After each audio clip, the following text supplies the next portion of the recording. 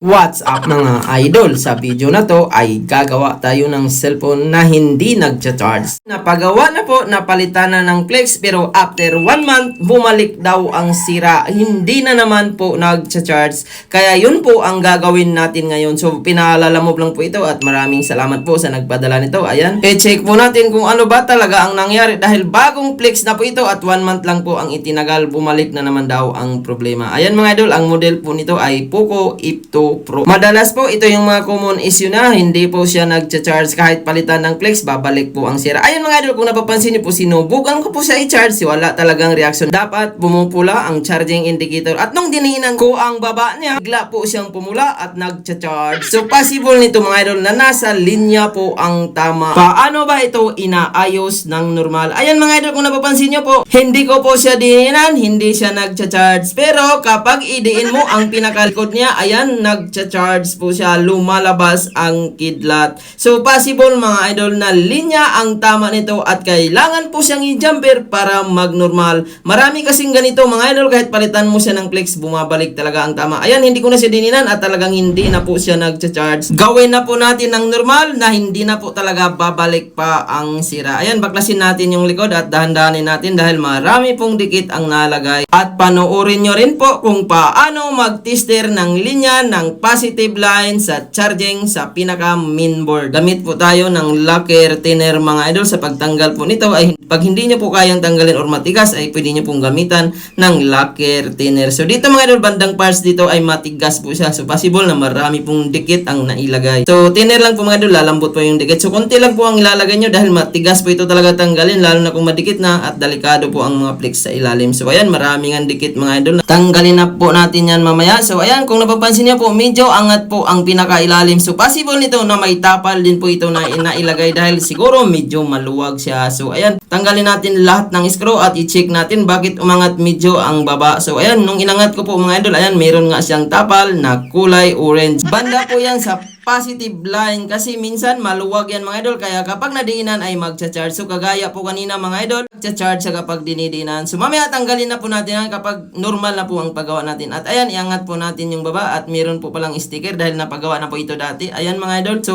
tanggalin po natin kung saan po ito pinagawa at malaman po natin. Ayan, meron pong sticker na nakalagay. So basahin na lang po natin mga idol. So possible mga idol na kapit flex lang po ang ginagawa nila. So possible naman ito mga idol, nagagana talaga sa flex to pero hindi talaga yan magtagal kapag linya na po ang may tama kasi madalas mga idol, ayan, yan po yung sticker. Sila po ang unang gumawa nito mga idol. Kaya linyahan na lang po natin. Madalas kasi nito mga idol na yung positive line ng charging kapag laging nababagsak ay umuuga-uga yan, natatanggal-tanggal. Kaya madalas kahit palitan mo siya ng flex, bumabalik talaga ang tama. At ayan mga idol, ito po yung flex na kinabitan nila. So connected po ito sa charging, speaker, mouthpiece, at vibrate at SIM card. Connected din ito sa mga idol sa mga mabilis siya mag-charge. So minsan kasi mga idol, maluwag po talaga ang kabitan doon sa mainboard. Kaya kahit palitan mo siya ng flex, hindi mo siya mapagana. Bumabalik-balik lang ang tama. Kaya dapat mga idol, ang gagawin natin ay linyahan po natin. Paano rin ba testiran or hanapin ang positive line sa pinaka mainboard? Una mga idol, ayan, meron po tayong tester at ayan, dito natin mahanap kung saan ang positive at negative. Dulo-dulo lang yan mga idol. Kapag positive, ayan, mahina po ang palo.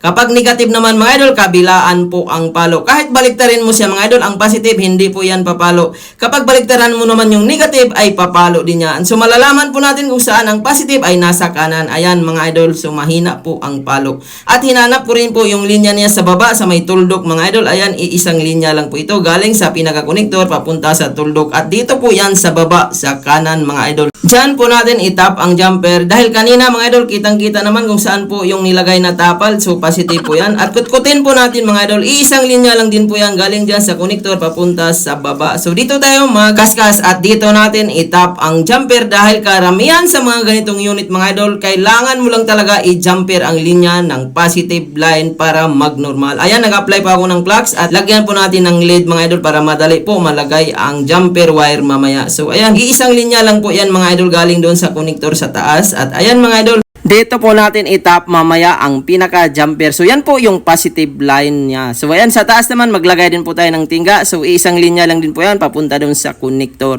So ayan mga idol, yan po yung point natin. Point to point lang po siya sa baba at sa taas. So napakadali lang po nito sundan mga idol. Kung meron po kayong ganitong unit, ganito po ang gagawin nyo. Talagang mag-normal na po siya. Ayan, gumamit po tayo ng jumper at dito natin itap siya. So positive line po yan mga idol. Papunta po yan sa pinaka-charging board.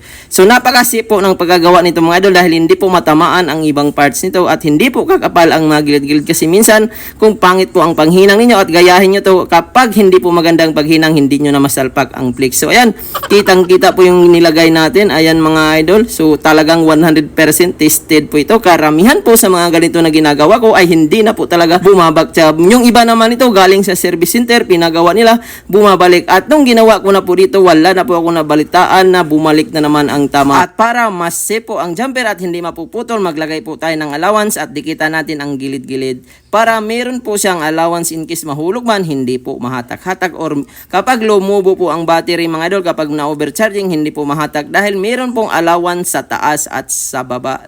So ayan mga idol, after po natin na jumperan, napaka-basic lang po ng ginawa natin. Kahit hindi nyo na po palitan ng flex yan mga idol, ay talagang gawin nyo lang po ng ganito 100%, hindi na po talaga babalik. At after po natin na jumperan ang linya, tingnan po natin kung mag-charge na. Ayan mga idol, kanina kapag dinidiinan mo ang baba, saka lang nag-charge. At ito mga idol, wala na pong nakadiin sa baba, jumper lang po ang ginawa natin, nag-charge na po siya.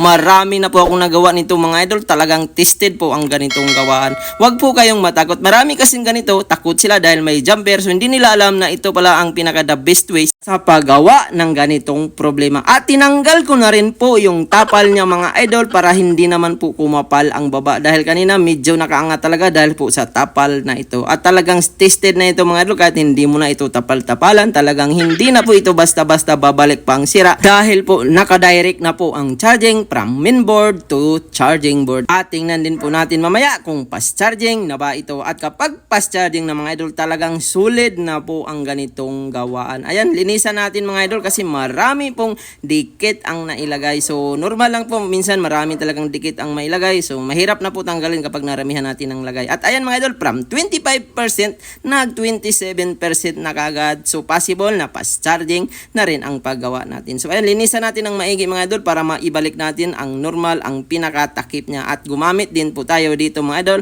ng double-sided tape. So hindi ko na po ginamitan pala ito ng T7000. Ang nilagay ko na lang po dito ay double-sided tape. Para in case man buksan ito dahil nagtanong pala ang may-ari nito kung may available akong battery at nung sinabi ko na wala akong available, pwede nga po ito i-DIY at madali po iangat kapag double-sided tape po ang nailagay. At ayun mga idol, tingnan din natin kung fitted ba ang double-sided tape sa ganitong model. Ayan, so may mga sobra-sobra pong dikit na nailagay natin. At ayan mga idol, tingnan po natin. I-rehet muna natin konti para kumapit ang dikit sa pinakatakip. At ayan mga idol, so fitted naman siya. Pwede rin naman ito gamitan ng T7000 at kapag dadamihan po kasi yan mga idol, mahirap na po siya tanggalin at glass po ito, pwede siyang mabasag. At ayan, medyo fitted naman po ang likod. So tingnan natin mga idol kung nag-charge from 28% at bigla siyang nag 30% nung nilagay pa lang natin yung takip. So ibig sabihin 100% tested at fast charging talaga. Ayan, nakalagay pa dito sa screen mga idol ang fast charging at dahil class A lang po ang charger natin at kapag i-charge natin ang nakalagay lang quick charging. At kapag original ito mga idol, lalabas po ang MI turbo charging nito at back to normal na po ito. Wala na po itong tapal-tapal at sigurado ako 100% tested po ito.